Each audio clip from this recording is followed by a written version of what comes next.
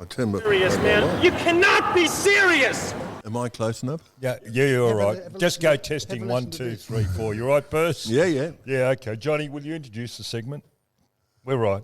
Testing 1, What 2, an 3. extraordinary man. I've been doing this with you, Don, for a year, and I've introduced it every time, and suddenly you say, do I want to introduce Well, it? Percy butted in. So you've half introduced him. Yeah, well, you can do This the is a rest. man, we're delighted to have him. Not many people get to speak to him because he's Why? a bit I was about to say why. He's a bit of a recluse. Oh, Really? It's going to be a long day, Don. know. You're on form today, mate. Come on. At least you're smiling. And he's a ex-combatant of ours. We played against him for many, many years in the ruck. Don, you and I, and we were both on the end of your shout. Whenever you played Carlton or whenever you played Geelong, you would shout at us from the other side, 30 metres away from the ring, and you'd say, "Come on, face me! You're scared, you coward, face me!" And this man and I would say, have a listen to this imbecile. When he gets to the flight of the ball, we'll just stick a knee in his guts and he'll go down like a pricked sausage. Anyhow, he is a veteran of 249 games for the Carlton Football Club. He played in 6 grand finals, won 4 of them, and he coached Carlton in 1980. And he's a publican, he's a bon vivant, an ex-politician of sorts. He has an unusual nickname, and he is the great, vivacious and man with the personality, Peter Percy Jones. wow, gee. Now, how are you? I'm really good, thanks, Sam. Now, I'm glad to be here. It's been a while, but we got here. well, I don't mind saying this, Don. The only reason you're here is that I spoke at one of your very popular luncheons at the You hotel did, in yeah. Carlton, which North is called... Fitzroy Arms. What? North Fitzroy Arms. Which you have North Fitzroy. nice boutique luncheons there when we Yes. were allowed to have them, and you have a cavalcade of guest speakers. And I spoke there, Don, and I said I thought I was fantastic, and Peter did too. And I said, "Will you owe me?" And this is the quid pro quo. He's here because he thinks he should owe me, and that's why he's here, and we appreciate it. I do. I did owe him for that effort. It was a wonderful day. We had 100-odd people there. Chock-a-block. We were turning them away. That's how good it was. But We made money, which is most important. Most important. and of course, No, he was free. yeah. He said at the intro, at the opening, he rang me up. He said, "I haven't heard from him for over 20 years. And he wants me to come on here and do it for nothing." And he said, "And here I am." And I said, "Everyone's going, I'm not." Just for the record, What did he charge you? Nothing. No, nothing. thank you. No, nothing. He said, But he gave me, I'm not sure if I should tell the tax department this, but I didn't ask for this, but when I left, I was given a crate or Free a couple Parmigiano. of... What? But not What? a crate, a couple of bottles of, a bottle, maybe just one, of a very nice red. Now, Of grains, wasn't grains. Was which certainly wasn't Grange. No, that's good. No, it was grunge. It was grunge. Now, we should say before we start, a very good friend of ours, a man called Ian Pemberton. Plastic, yes. Plastic. I'll ask you how he... I only know him through racing. I used to race a Holden Astro with a woman called Melinda Price. And Pemberton was he was the organiser of motorsport or something for General Motors, and that's He how worked for Brock. he worked for Brock. Yeah, yes. There you go. His manager. So With his he's manager. ill. He's not ill. He's in not good health. So we'll say hello to him. Does he Yes. listen to this? Yeah. And he listens to it. He loves it. Good. Why do we call him Plastic, incidentally? Because he's a false man? Melts under pressure. He goes down easy, Plastic. Okay, so Peter, welcome, and we may as well kick this off. The great fun of playing football is the battles and the toughness and the camera and the viciousness of it. But after you laugh at it, how about reflecting on this man playing football against us, Don Scott, shouting and huffing and puffing and sneezing and snorting? And we were more casual than that. We were competitive but casual, weren't we? We were. He was there every time we played. I said, "Here we go, the centre bounce guard, another spray." Anyway, one time he turned up with a mouth guard and he started abusing me. And I said, "Don, I can't understand a word you're saying." And he ripped the mouth guard out. It was all staged, of course. He ripped the mouth guard out and threw it on the ground. He said, "Can you hear me now?" I looked at the umpire, and the umpire looked at me and said, "Oh, yes." Yeah. And then he started looking at his mouth guard. That's right. And so 249 games for Carlton, but I think, just from what I understand, Graham Richmond from the Richmond Football Club made a very big play for you, that he wanted you to go to Richmond originally. Yes, he did. He tried to get me to Richmond, and luckily, that I had the offer early with Blues, with Carlton and Melbourne. We're asked over here to watch the grand final in 1964 against Melbourne. Yes. This when you're in Hobart? Mum and I came over and watched the grand final of 64, and it was a cracker game, and Mum loved it, And I thought I'll be off to Melbourne, because I'll go to Melbourne because Barassi. But then next year it all hit the fan. He's going to Carlton, so I love Ron Barassi. He was our man, wasn't he? So he came over to Hobart to see me play. It was unbelievable, and he asked me to come to Carlton. I said, "I'll be over in there, flash, mate." But didn't you break your leg? Over here in Melbourne. Yeah, early on. So you're out for a long time, weren't you? I came to Melbourne, and I did the pre-season, and I played cards one night, and I shouldn't have, and I went home with the chap, and he went to sleep at the wheel. Yeah, no, I was going to get on. That's a car accident, severe car accident you had. Just so it was 64. If I might have got this all wrong. Was that when Norm Smith was sacked? No. Yeah. So that was the after they won the flag in 64. Yeah, and he got sacked. He got sacked in 65. That's right. Can you believe it? Well, Tom Melbourne committee doing that. Tom Hafey got Collingwood into 6 successive grand finals in 5 years because they drew, remember? Yeah. And he got the sack the next year. Yeah. In 5 years, in 5 years, he got him into 6 grand finals. Unbelievable, isn't it? And got sacked the next year. So anyhow, that's success is fleeting, Peter. It is, yes. So I only brought the thing up about Richmond is because when I'm not talking about me, but when I was asked to go to Geelong, Bob Davis came out to the grammar school and gave me one of Polly Farmer's training jumpers as an enticement, an inducement to come in and train. You were given a suit. It says in the Wikipedia, Peter. You were given a suit by Royce Richmond, a brand new. What? Are you mixed up with me or Royce Hart? No, you. I got a suit too from Richmond. That's right. I got some money. He gave me some money pounds. and a suit. He gave me £50, but in those days was a fortune. It was. Yeah. It was. Yeah. But I remember giving you a suit because I was given a jumper. You were just one up from me. You were given probably a Del Monte suit that Hal Todd had been advertising with Lenny Baubles and Bobby Bangles. They caught fire very easily.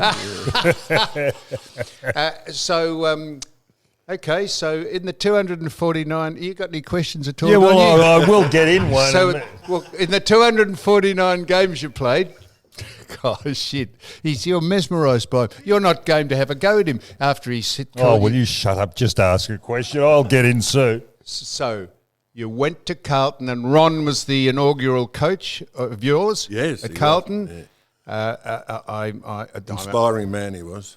Was he? A great inspiring man, yeah. Everyone was overawed by him, He was, the man, wasn't he? He was God. He was, and still is. Yeah, he's a great man, bro. He is a great man, actually. There's a term for that which we're not allowed to use these days. What's that? No, it's you're not allowed to use it. It means well. Is that woke or? That's not woke, or it is woke not to say this. Just don't muck around. Just say it. Well, you say he's a real. Oh. And No, but that's not. That's not. I wouldn't use that term to describe him. You don't know. It is a compliment, but it's not. It's not politically correct to say it. But you forced me into saying it. So we're not condoning that. But that's what. So Peter, I'm told that he chastised you once for hitting the ball to your friends at games and not spreading it around on the field. I can't believe that. That might be apocryphal. I'm playing mates. He said I was playing mates to gags. That's right. What would be wrong with that? I couldn't see anything wrong with it, but he said I should handball to. Diversify to other. Yeah, but I always used to handball to gags because Adrian was always in the right spot. He lurked. He was always lurking gags. Exactly. We had this discussion last week, Don. Exactly the point. If you've got an appointed rover, why wouldn't you try and hit the fucking ball to him? Don, please. Well, when did you make your debut? Because if you came over, in 65? 66. Oh, so you stood out of 66, or you couldn't play? No, I was out for almost the whole year, and then I came back and played a couple of games in the twos, and they played me. Melbourne was our last game of the year, and I played the last game in 66 or 67. In my opening year, and I took a mark. My first kick in league football, I was in the 10-yard square, and I missed it.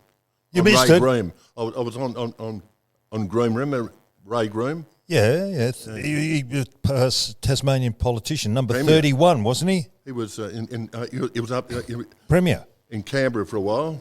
He was under Malcolm Fraser's government. He was there as a federal minister, and then he went over to Tasmania and Premier of Tasmania. Now, I'm going to ask you this, but then I'll compliment you. Your best grand final. Your best. Probably 1976. I know. It was a ripper game, and it's never been really recognised. Did you get best on the ground? Oh, Wolsey was good. I thought you were, without you sitting here, but there's been certain.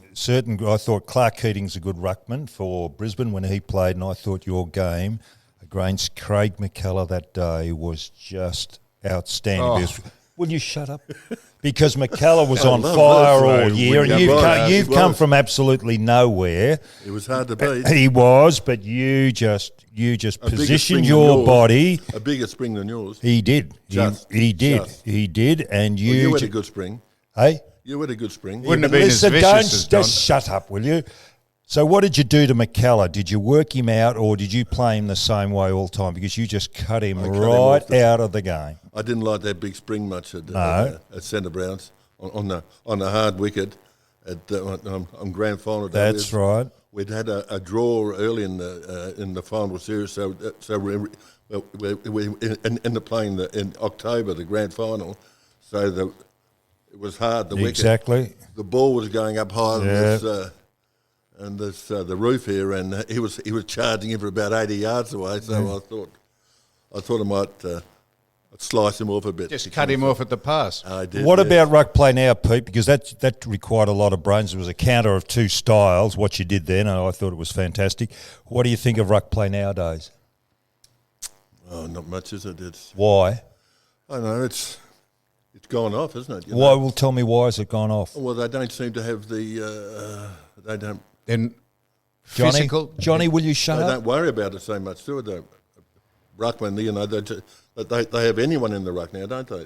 Well, what do you think about? I'm talking about more about that was a skill. What you did there with McKellar was a counter of two style, and do you think that happens nowadays? Do you see a ruckman or even at a boundary throw in? Do you think there is any skill in the way they go about the game? Yeah, I don't know what they're doing now, but you are right. Lacking skill or something. What about the holding at the boundary throw-ins? No, well, that doesn't seem to be, if the umpires allowed, they allowed, don't they? Well, it used to be a free kick, didn't it? Yeah. As soon as you locked an arm, it was a case of free, and you had to use your body. And what are you? You are. I agree with you. Yeah, you are an idiot. You're asking questions, and he's thinking, I'm not sure that I watch it this closely to understand that, because none of us watch it this closely these days. And he's just trying to help you out by giving you an answer you want to hear. it's not all that impressive. Was he that good at your hotel? They are excellent athletes, aren't they? They're wonderful athletes. Yeah, they're excellent athletes, but that's not necessarily what the game's about, is it? You've got to have a few brains to play it. Well, and marking. You know. Exactly. So The marking's gone out of the game. So Peter, yeah. Ron Barassi, your first coach, and just a marvellous because you were in awe of him, everyone. Oh, yeah. And then who? Oh, Nick was after him. Right. Now Nick's a bit like me and I hate to keep bringing me into this, but a bit like me and Polly.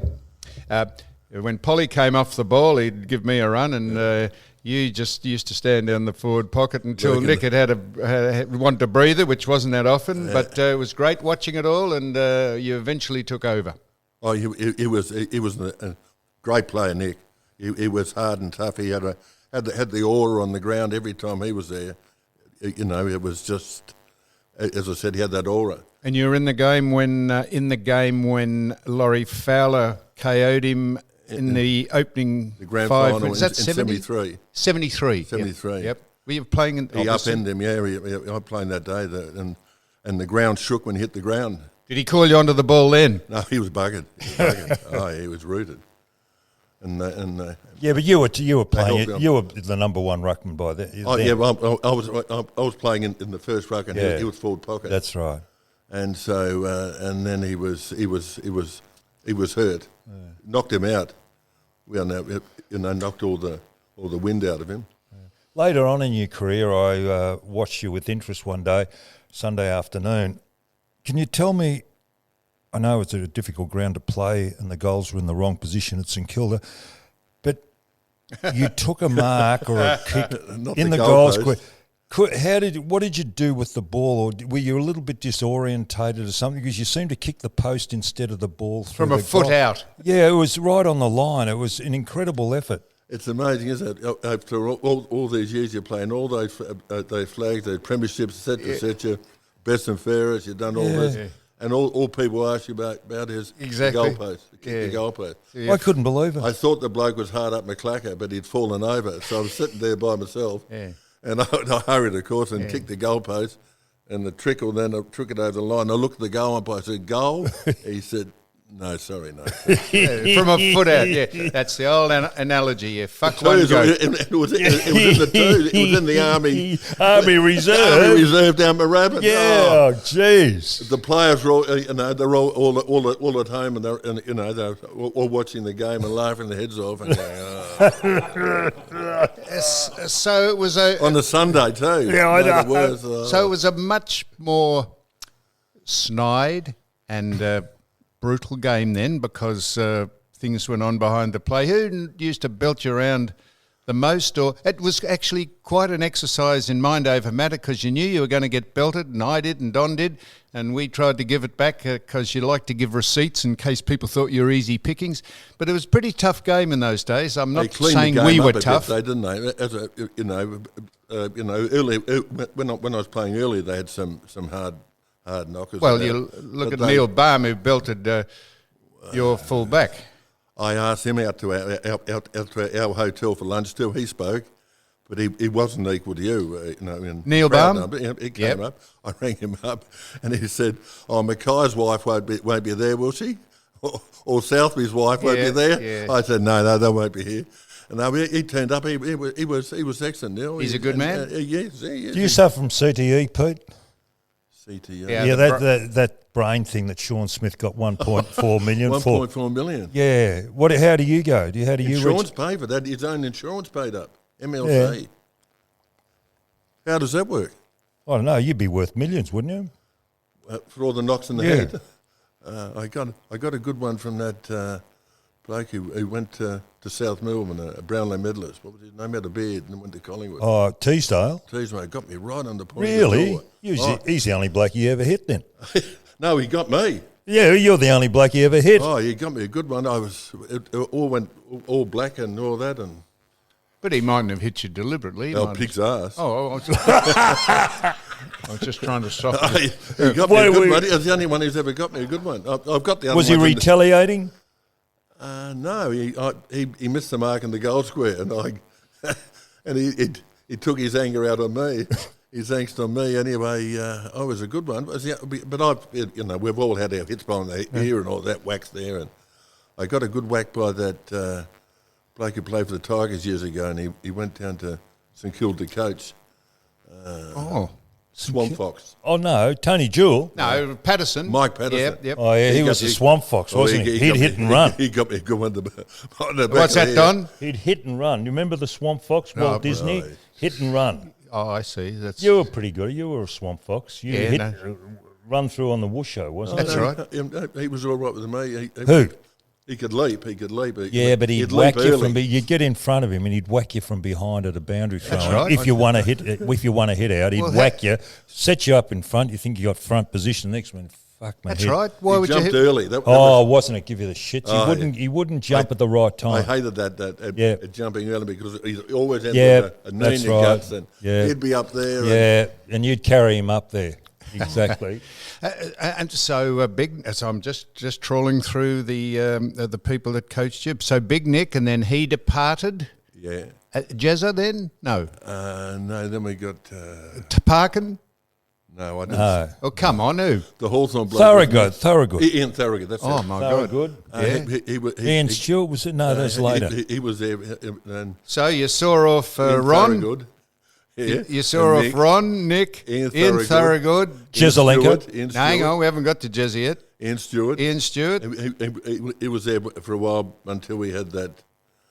Well, they say He was only there for Hang 6 on, months, Don. wasn't he? Well, he had what? Well, they say he was in a car and he was wearing. Oh, that's right. He was wearing some. That's right. Some. Police tried to take the keys out of the car, and he wound the window up and drove down the road with the policeman hanging out of the car. Might have been a friend of the ex North Melbourne's coach. What's his name? What's his name? Doesn't. Yeah, just get going, will you? What did you name the North Melbourne coach? No, we don't worry about it. Yeah. That's right. So they took the keys out of the ignition, and Ian was dressed in some a negligee, wasn't he? Or So the word went. so the word went. He That's didn't right. turn up to training. So all of a sudden he wasn't at training. That's apocryphal. I don't think he was in negligee. I don't think that's right. That's just gossip. He didn't turn up anyway, so he didn't turn up to the club, and so without a coach, Silvani was he was our Stopgap. so he was there for a while, and Surge. we didn't go well under Serge, so he said I've had enough. He put his hands up, and So you've seen that's 6 you've seen off. and they gave it to Alex then. So and Alex after that it's all history. We won a premiership under Alex. But there was a falling out with Alex, wasn't there? Yes. You had a great friendship with him, didn't you? We did, yes. And there was a falling out? Yeah. What was that over? It was a long story. Well, make it short. Harris was our That's right. George Harris. and he was on his side, and Factions. he was at the club, and he was supposedly taking. So they say there was some bluing on the committee, and there was a blue going on. He left after we won the flag. He resigned. He walked out of the annual meeting at the town hall in Sydney Road, at Brunswick Town Hall, and Alex said, "Well, I'm leaving too." This is after he's won a premiership. So he's walked out, and so it's the opening of the season. They said, "Who's going to coach?"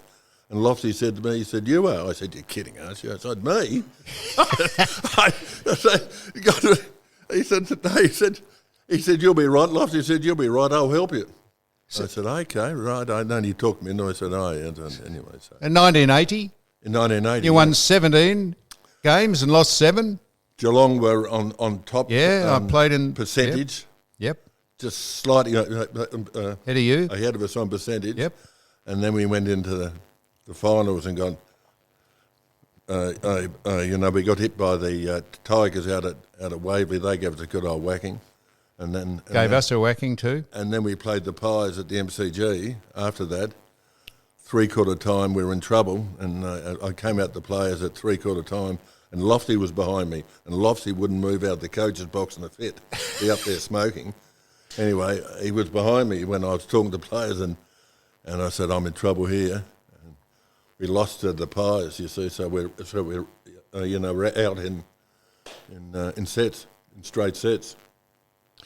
So I knew I was in trouble then, and then they got the Hawthorn bloke. Parkin. He turned up Parkin. And 2 flags, like he had a good team, plus he got over from, he's a good coach, I'm not decrying him, and we are friends. He's been to one of my lunches too. Yeah. But he hadn't been as successful as Sam. Just keep saying that. Anyway, he got Hunter in 81. Yeah, Ditchburn. Bazasto, who kicked, he went to half forward flank in his first year, kicked 80 goals. Hunter's, he's a champion player. Champion. And plus he had the Carlton team from a premiership. So the Bathers won 2 premierships in a row, and I'm crying. I'm going, Christ. I'd go to the grand final because I was hoping we'd win because I was on the board. The Carlton was on the board. Hang on, you were on the board as well as coach? No, after I got the arse as coach, that was a softener. Oh, going on the board. But hang on, you had a bit of a fight on the board with one of the committee men too. Sam Swartz? No, I thought it was Pratt in the. Oh, Richard Pratt, yeah. You took them all on, didn't you, physically? He gave me a good one right on the snozzer. What did Dick Pratt belted you in a board meeting? It was at a lunch. At a match day. And he'd had a cup. It had a couple of whiskies, and I'd had a couple of beers. It was after the game, and you had a big mouth. I was Dick Pratt punched you on the nose on the board. Oh, Let him at a lunch anyway. I had the game. It was after the game, and he'd had a couple of whisky. I had a couple of beers, and I was having a word to some Arabs. These 2 Arabs, Egyptian chaps they were. They had a seafood restaurant down in somewhere in St Kilda or something. I was having a chat to him, and he came past me, and I said out the corner of the side, I said, Arabs. and he stormed past, and he got the bar, and he thought about it, and the Arabs hadn't heard what I said. Anyway, then he came up to me, he said, yeah, fucking people like you cause all the trouble in the world, you racist bastard. What about you and the Aboriginals? And I said, hey, Aboriginals? I said, I haven't known anything about the Aboriginals. And he was going on and swearing. And I said, Richard, if you want to have a word to me, I said, well, have a word outside. He said, right, So we've gone out the rear of the grandstand. At the end of the game, all these people were roaring past us, all flooding past us. And I said, and I turned around and I said, is everything all right, Rich? And he's gone, whack. He's got me right on the nose. Anyway, I'm staggered, so I've whacked him back. He's nearly gone over the grandstand. All the people looking up, all flooding out after the game, all looking up. And then Richard and I fighting. And when they came out and they hauled him apart and they pulled him, he said, you're dead. He said to me, I said, fuck me. So did you... I was worried all weekend. A meeting and anyway, we had a meeting, and I was there. I've ended up turning out the meeting, and he's walked up to me and said, "I'm very sorry about that. I apologise." Oh, so you made up. He apologised to me. He did. You're a real fighter because you had a blue. How would this go in today's football? It was just passed over back in the 70s. You and Tony Jewell walking off the ground at Waverley at 3/4 time. 2 respective coaches, and you're throwing, and you never got reported. You Rudy were never. Webster, he was the one. So what happened there? You had a punch up with Tony Rudy Jewell. Webster was supposedly a Carlton supporter, and he was always there at Carlton, and he was. Anyway, he was a psychologist or something. He went over to the other side, Richmond from Carlton to Richmond. The dark side. He went over the dark side. You see, so we're playing there in the finals, and I thought one of our other players was hurt. He got hit by a Richmond player, so I've stormed out in the ground at quarter time, and I've gone out to see him, and he wasn't too good. And I've looked over into the opposition huddle, and there's that Webster smiling his head off, and I said, "You bastard, you're supposed to be a Carlton supporter, right? You bastard." have a look at our Carlton players. And Tony's heard this. And he said, what's he saying? And I was fucking raving and raving. I didn't say anything about his colour. I didn't mention colour. I didn't call him a black sea or anything like that. I said, but this all came out later. Apparently I racely, which I hadn't. I didn't. Anyway, he heard this. He came roaring at me, Tony Jewell, there's 85,000 people there at the game. And I said, surely he wouldn't hit me. I knew he was mad.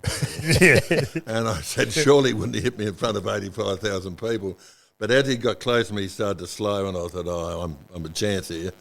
So then we came, and I said, and I gave him a shocking push, and I nearly slapped him. And I threw a hand at him or something, but it was all harmless stuff, and we walked away afterwards. Wasn't harmless. He was throwing. Emotions were high.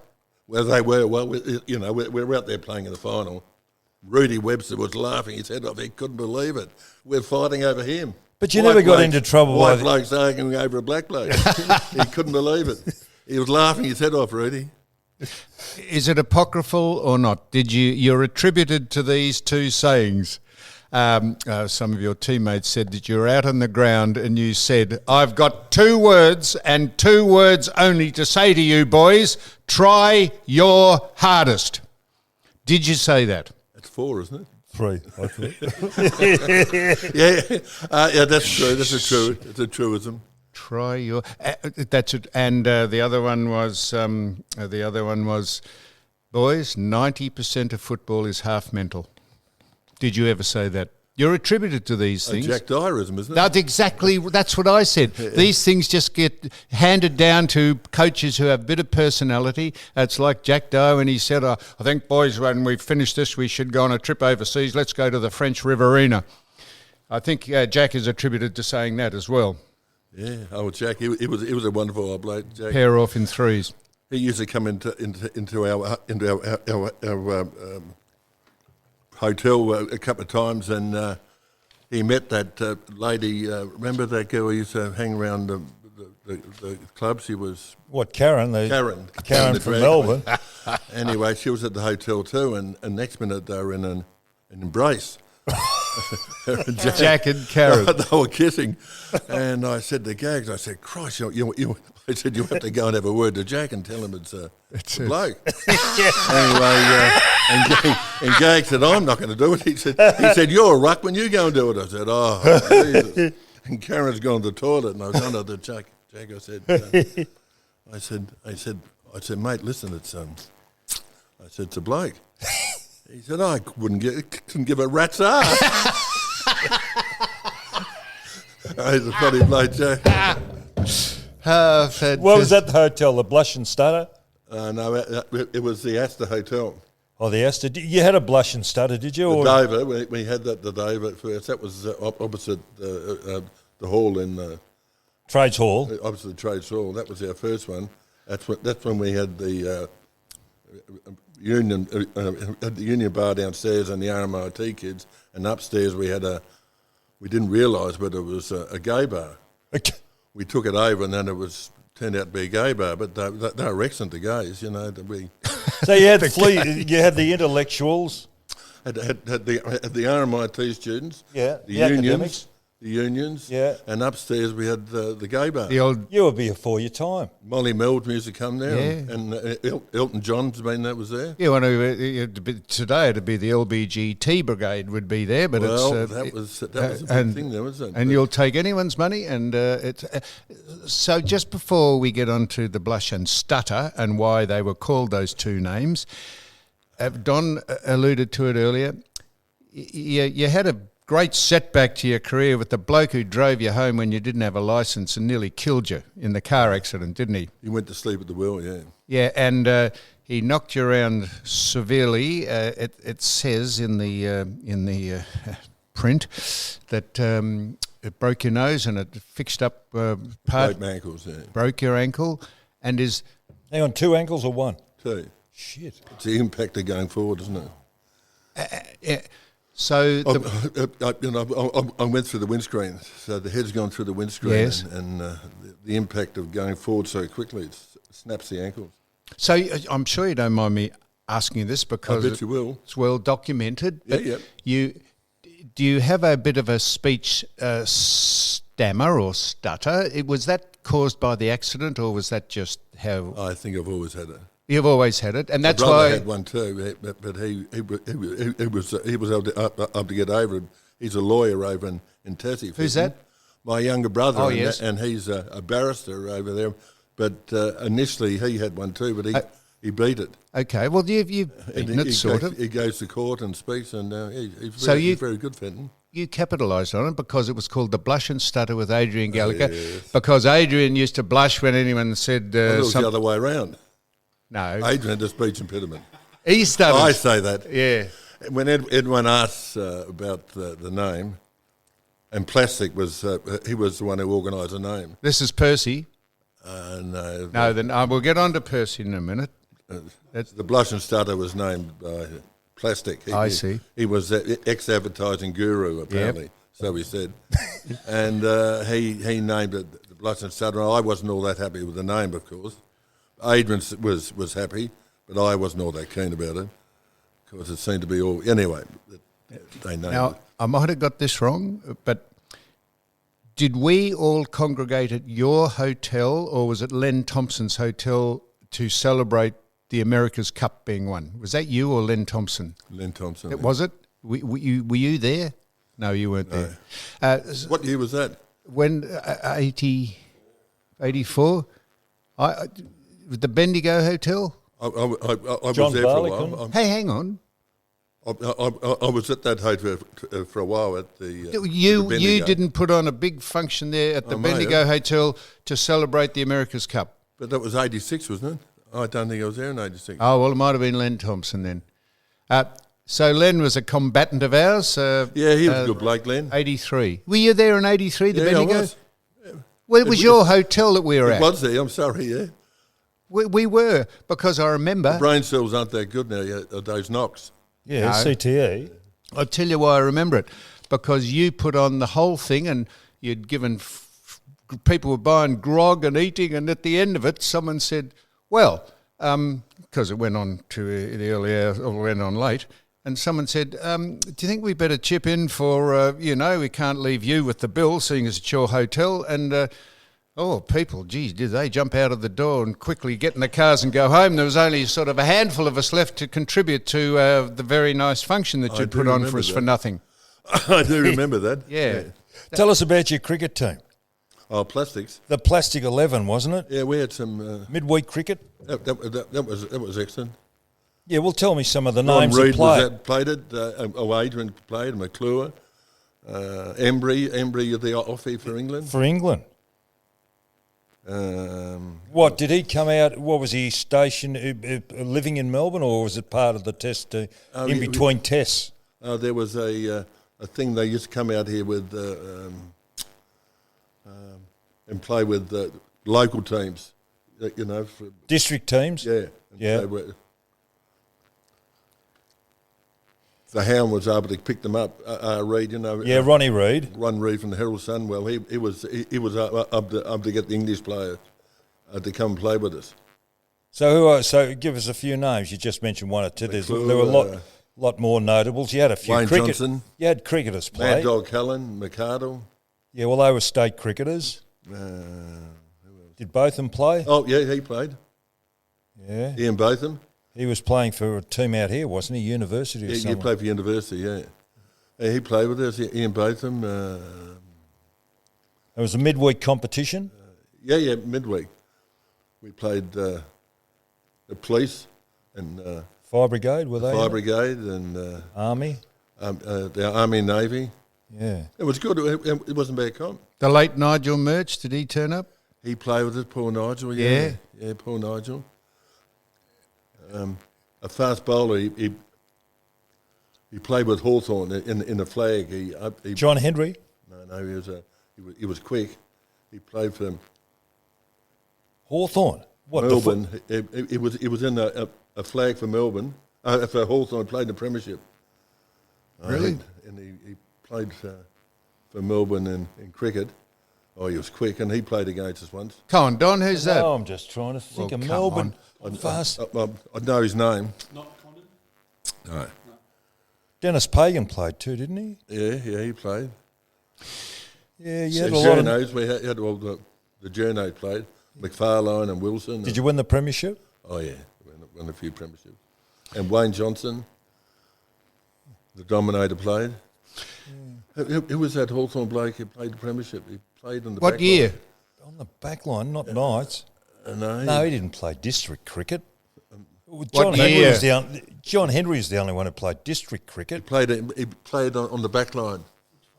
What year, mate? There was 61, 63. They played in a grand final, 71. Have a listen to these So two. it was when he played against, it was 80. It was the 1980, so he would have played in the flag in 1977, would he? Come on, 78. Don. 78. No, we didn't have any quickies Tell back you what, then. Bomb was the Percy. only one who played cricket. Red-headed bloke. He kind of had reddy hair. Red hair. They both got CTE, you two. No, you've got me going. I'll make any Full back. He was on the back line. He played in the back line.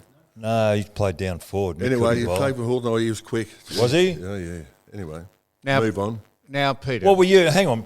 Were you? Oh, what sorry, are you? Don. A cricketer? I thought I was a fast bowler. So you could A rip him lily. down? I thought I was a lily, but I wasn't all that quick. Fast, medium. And Ronnie Reid was fast. Oh, Was he was quick.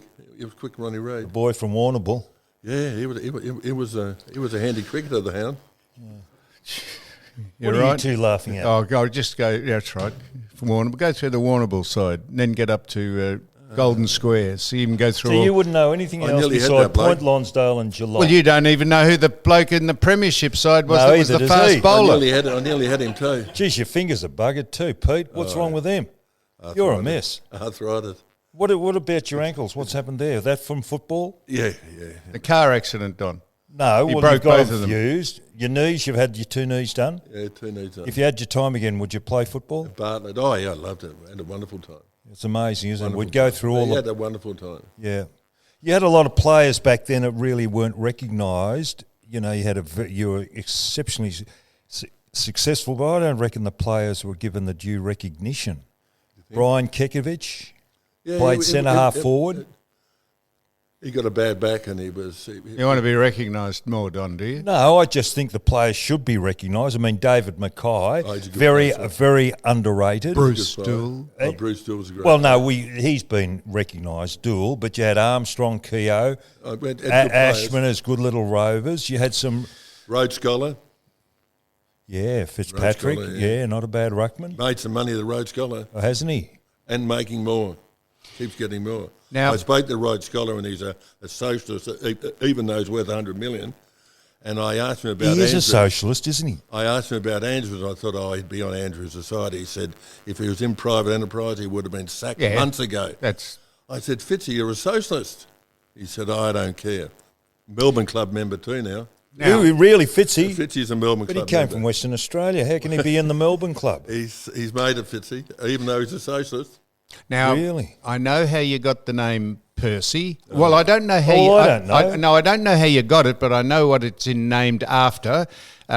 It's named after a film where a bloke had his a penis, lost his penis or something, and they transplanted a penis onto him, and they called it Percy.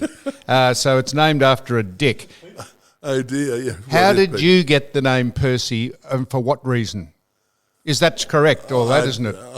I'd hate to be vain and say that, you know. Is it? Because you've got a reasonable slug? That's it wonderful, isn't it? My ex-wife would love to hear this. No, she might dispute that. No, so how did you get the name Percy? Because You're on the right track. because you're Yeah, in well, the keep showers going. one day and Well, someone...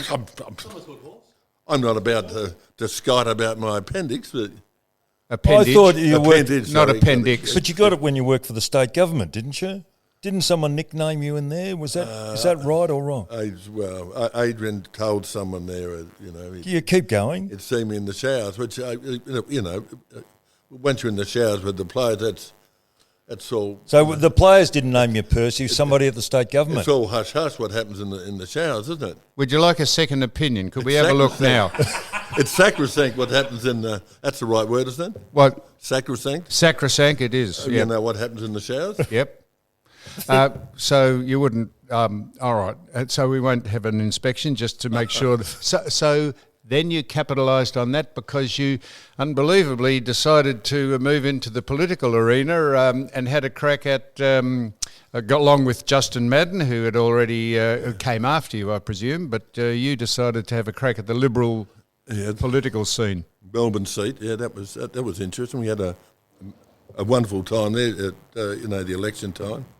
It was all good fun, but it's amazing once you say you're out and say that you're a Liberal, because half people hate a Labor and half a Liberal in the world, in Australia. Yep. And in the outer at Carlton, I was a hero, and all of a sudden I was walking through and hear murmur, mutter, fucking Liberal, fucking. And Elliot said to me, our leader, esteemed leader, say you're a small L. A small L Liberal. Small L, yes. They just say you're small L. That's right. It sounds better. I said, okay, John, thanks very much. And were you ever stumped up like Billy Brownless at a impromptu press conference where Bill thought they were going to ask him about football and how Geelong were going, and they asked him about what they thought about the articulated train line that's moving from Horsham, and Bill said, what? Did you ever get asked? I copped that one. I copped that one by Sheila on Channel 9. Alas. The lady, yeah, she was an attractive girl. She had the brain cells. She was a really attractive girl. Joe Hall? No, she had a... well, before this goes any further, Jana Peter, Wendt? Jana Wendt? Ukrainian name or something. She worked for 9 or 7. Jana Wendt? No, she worked... Anyway, she asked me, said... she asked me some of those questions and I was stunned. I didn't know. I said, well, I'll have to ask our leader. And she said, well, haven't you your own opinion? I said, well, no. So, and then you, instead of point Percy at the porcelain, it was point Percy at Parliament. Yeah. And classy again. Plastic. Sorry about that. Now you, well, just finally, you were asked to be in the media, but because of your unusual speaking style, they more wanted you in the print media rather than radio and television. Remember the day that the bloke who had got hit in the throat? Dempsey. Remember Dempsey was on. He couldn't speak because he's on eggshells now, isn't he? What? He's on eggshells. He's walking on eggshells. Yeah, sorry, go on. What do you mean he's walking on eggshells? Well, he's this me? Yeah, yes. No, I'm just saying you. He doesn't like to embarrass me. Who? Well, Johnny? I'm not embarrassing you at all. No, of course not. I'm not. You're walking on eggshells, aren't you? No, well, I'm just saying. Sure, your media career was somewhat restricted because you weren't verbose or flowing articulate, so they just wanted your opinions and put it in print. Right. Yeah, is that right? Yeah. Well, give me a belting. Say something about me, for God's sake. You're quite right. So how would you go? Listen, I've listened to you. The media, I liked the media. That was good. I had a page in the Globe, the Sporting Globe. That's that was right. good. Greg Hobbs. Greg Hobbs. I had Greg Hobbs. I had the brain cells. No, well, I can't. Anyway, I had a Jim of Robb. journos. Jim Robb. Jim Robb. But that was excellent. So they wanted your wisdom in print rather than you actually having to explain it on radio or television. Yeah, something that's like fair that. enough. Yes. No, you're a good man. So how would you go, Pete, at a 3/4 or quarter time address? Would the players be dispersing as you were starting to get the first word out? I think they got used to me. They got used. I think they got used to the poor things, poor buggers. But they were good. The players, they realised my foibles. Is that right? Foibles is now, Peter, and they were good. But I think they were happy to see the end of me as coach. Why, are you tough? No, I think they're happy to see the Hawthorn bloke because he can talk. Yeah, he isn't a narrator. Motor mouth. He isn't a narrator. An orator, yeah, correct. No, narrator or motor mouth. He's not No, bad at it. He's not bad, is he? He can He's talk. good at it. He's good So at it. you're noted for telling the hyperbole, for telling outrageous stories that some of them have some modicum of truth in them. But you're a great storyteller and you're a great raconteur, if people can vaguely understand you when you're speaking about it. Aren't you? You are. Well, you're well noted for that. Yeah, thank you very much. No, you are. A raconteur. A raconteur. Yeah. And I want to ask you just maybe finally, Donald, 1970, Jezelenko, you beauty. What a great game to have played in that. And do you ever see any of your old teammates ever again? I speak to Alex occasionally on the phone just to see. He's a bit of a recluse himself. He's a hard man to get out, Alex. Well, He is. I see him. I saw him at a premiership, but he's not the same man ever since he lost his wife. That's true. He became depressed and Yep. it's a shame too because he's a lovely bloke, Alex. Marvellous man. Yeah. You Donald? played in that final. Well, I don't know if it's a final question. We keep going for a while. But I watched on YouTube that 1970 grand final. They talk about football nowadays. I just sat, because I never watched football when I played, but I actually watched this. It was in black and white, and I just thought that 70 grand final was sensational. Collingwood, Carlton, the first quarter, God, it was as good as any football you'd see. The handball, the play on, the marking. It's quick. Oh, and the players were Quick that day. The ball was going up and down the ground like anything. It was just a great game. Now, look, you done, Donald? No. So, no, I'm just saying, is that it? I was waiting for a response. Right, And yes. Nick and Serge, I'd like to say something about them. In the last quarter, when the pressure was really on, Nick and Serge, who were the oldest blokes on our side, they were magnificent. They chased, they tackled, and the young blokes were going down with the opposition. They were going down with cramps. But there's the two oldest blokes putting pressure on and chasing and tackling and putting him down. They were magnificent. But the skill was sensational. Ian Robertson on a wing, kicking drop I'm kicks. just saying, in the last quarter, when the ball was on our forward line, the pressure was put on. They kept the ball there, But you're talking of football, and I can understand what you're talking about. I just was amazed at the skill level of those players. I just mentioned Ian Robertson kicking drop kicks on the wing, and they went distance. They just didn't go long. They didn't go and 30 metres. They were going 60 metres. And quick, they got there in a hurry. Yeah, exactly, and it was going. It was a great game of football. John Ronaldson kicked one in the 1967 grand final from 70 metres out. A drop kick. On the wrong side. Exactly. In the wrong pocket. Yeah. That was arse, wasn't it? Well, absolute us. Yeah. Now, Peter. Graham Farmer wasn't all that happy in that grand final of 67, was No, he? and Swift marked the ball over the line. He blew about the umpires for about 50 years. Every time I saw him. Went to his grave, still saying that Swift marked that ball in the front row of the stand. It was all, every time he was on TV, he was always complaining about the umpire. Now listen. He said he in the end he said the umpires got paid. He bribed. He said the umpire got paid. It was What? Graham Farmer got there. He said that much. He did. He ended up believing his own rhetoric in the end. Peter, you've done. Tom Pryor. Remember Tom Pryor? Yeah, Tom Pryor. Poison pen. We won the flag in 1968, and there was an umpire. Well, you should have explained who he is. I forgot who the umpire was, but he was. He said he was a mason. A mason. Lofts. It was last minute. Lofts is out. It was, and I forget who the bloke was in front of him, but he held his ground. Just the last minute. There was only a couple of points in it.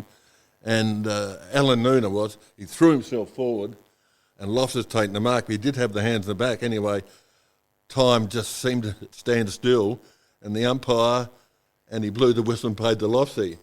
And Pryor was an Essendon supporter, Tom Pryor, mad Essendon supporter. He came in the pub, and he said that, fucking, I think it was a Crouch.